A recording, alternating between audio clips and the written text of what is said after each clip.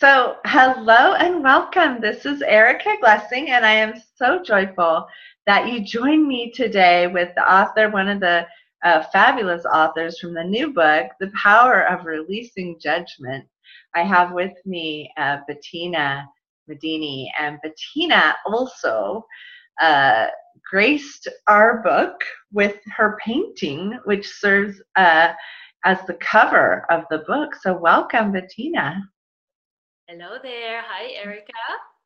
Yeah, and just in we were just chatting before we started the conversation, and it was an amazing insight she had into releasing judgment and all the ways in which the realities have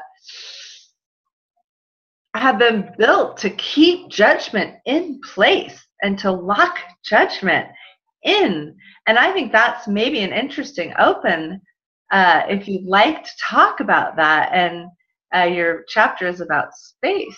So, Yes. Yeah, if you think about it, this entire reality is made of judgment. If we even talk about what does it mean, releasing judgment, what would be possible if we never judged ourselves anymore, if we never judged our creations anymore, if we never judged any of our choices? Like, what if we never did anything wrong? What if nothing is wrong? What if everything is just a choice and we don't judge ourselves for that anymore? Just think about it. What could we create? What else could be possible if we didn't judge ourselves anymore? Ever. my body just goes, it goes, wow. Tell me a little bit about how this has played out in your fabulous art. Because I'm just enamored with the color and the paint and the life force in your work. And I think if you don't mind, maybe take us a trip on your journey into New York and kind of what that was for you. Just kind of chat with me for a while, like introduce me to your journey. Yeah, thank you. I would love to. Wow, talk about art and judgment. Is there any judgment in the art world? Yes.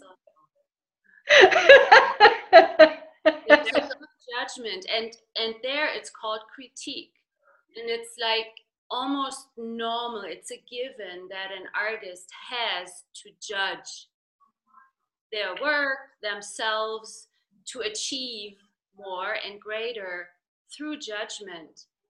The right and the wrong, you didn't do it right, it's not good enough, it's not there yet, you have to find yourself as an artist, whatever that means. There are so many points of view in the art world that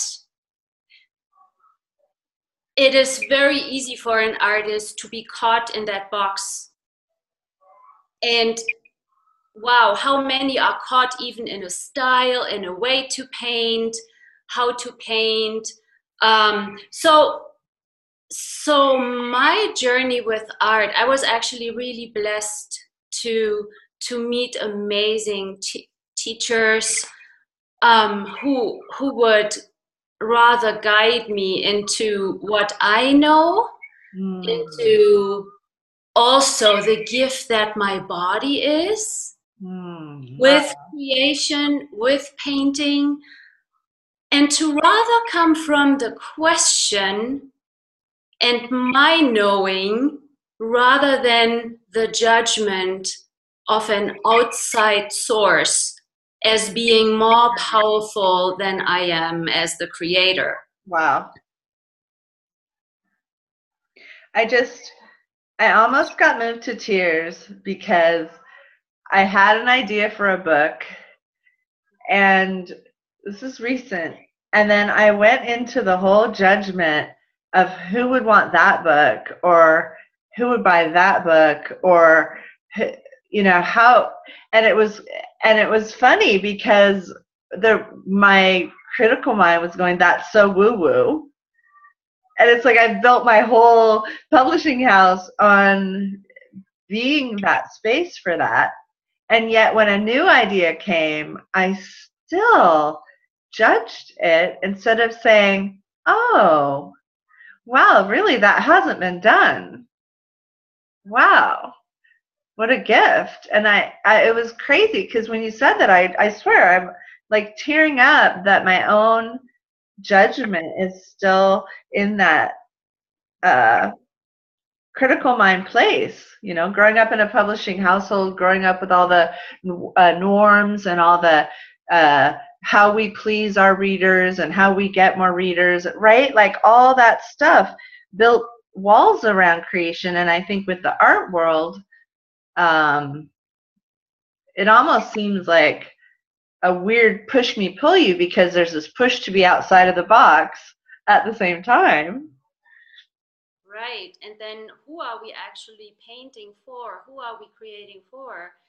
And how many creations do we actually even stop and kill before we even allow them to see this world and to come to the light? Now, what we always came from question, and this is where I'm so grateful for the tools of access consciousness. It has literally, how can I say this now? It has literally helped me in still painting and still creating as I was well on my way, even as an artist, to be in this box and the confusion that there is, like the confusion that you mentioned also about, wow, who would like it? Galleries have points of view, people have points of view, then there are our points of view, the family's points of view, and like, wow, there's a lot going on that could easily bring us to conclusion, decision, and judgment, rather than, wow, the question of what is this? Where do I go with this? What would it take for me to bring this to fruition? And also questions such as, is this for now? Is it for the future? Who will be reading it? Like for a book, who will be reading it?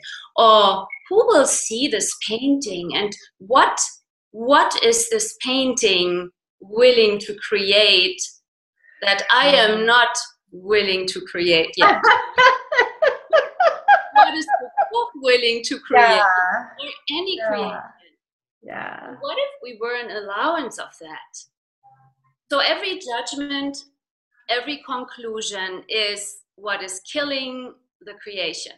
It's killing our life, it's killing ourselves, it's killing our bodies too. Are there things you can do like in the morning? Are there things you can do to kind of like be in the energy of this or invite this kind of creativity into our worlds? What can you kind of like share?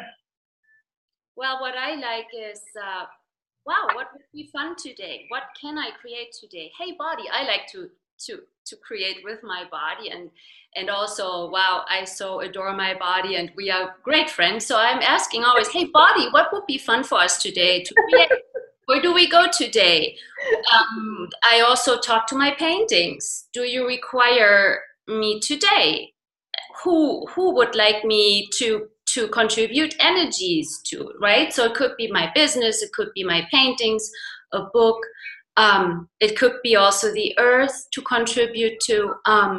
Really like the question of what else is possible? What can I create today that would be so much fun and generate so much more than I can even imagine possible? You know, you mentioned the earth, and I have been seeing some of that. And while we are focusing on the book and releasing judgment, I would love for you to share a little bit of insight into the work you're doing with the earth and some of the calls you're doing on that, and just kind of give us a different way of perceiving, knowing, and receiving the earth, and maybe just share with us a little bit of your passion about that. Wow, that brings up tears in me. Wow. Yes, I would love to. I am so wow. Whew. Um, I love the earth, and I have been very conscious of the conscious being earth for forever, and Mm. um, I love being by trees. I grew up in a garden in Berlin, basically in a big city of Berlin. My grandparents had a garden, and so as a little kid, I spent my days there, and I planted seeds and flowers, and I learned a lot about fruit trees. And so the earth, wow, yes, the earth. What I wonder, whoever is going to see this recording, read our book, how much are you all actually caring about the earth? How much are you caring about the earth? And what can we all receive from the earth that we have never even considered? Mm. When we go out in nature, like sit by a tree, walk through a park, we all notice there is a different space. They say nature is the healer. It is like nature is not judging us. There's no judgment. The trees don't judge us. The flowers don't judge us. The birds and all the animals, our pets don't judge us. They are being. So how easy is it to be there in this space of no judgment? So in my chapter, I bring also the sitting by a tree and being in nature and just receiving, like the question of what is receiving for me? What can I receive from the earth today? And what can I contribute to the earth today? Contribution is always simultaneous gifting and receiving. Mm. Contribution can be? Earth, what is communion? Show me. And allow that to come to us. Earth is more willing to gift all the time. Yet, are we receiving it? What else truly is possible here on the planet beyond judgment and limitation and conclusion? Mm. Oh, that's so beautiful. Is there anything else the paintings would like to share with our audience today? Go for it. If you have a dream, if you know something is possible, and if you even have a dream about something, you know something else is possible. So go for it. Go for it. Give it energy, like ask questions, and never give up. Never give up and never quit. You are here. You are here because you knew there's something that you can create. So I wonder what else is possible. Yeah, and this is what my paintings inspire also, the joy. Like, what if happiness is a choice that you can make every day? Mm. The joy of being, the joy of creation, the joy of living, the taste and the savoring of living. Mm. This is what they inspire, I think. Woo! And what else? I love it. I love it. So tell us real quick, if you would, tell us real quick, please, how to reach you. Give us your URL. Just spell it out for the listeners. And it will also be on the page, but on YouTube they might not see it that easy. So go ahead and just say it.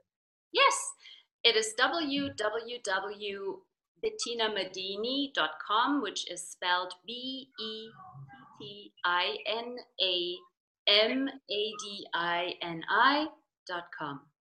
And you can find her on chapter 1.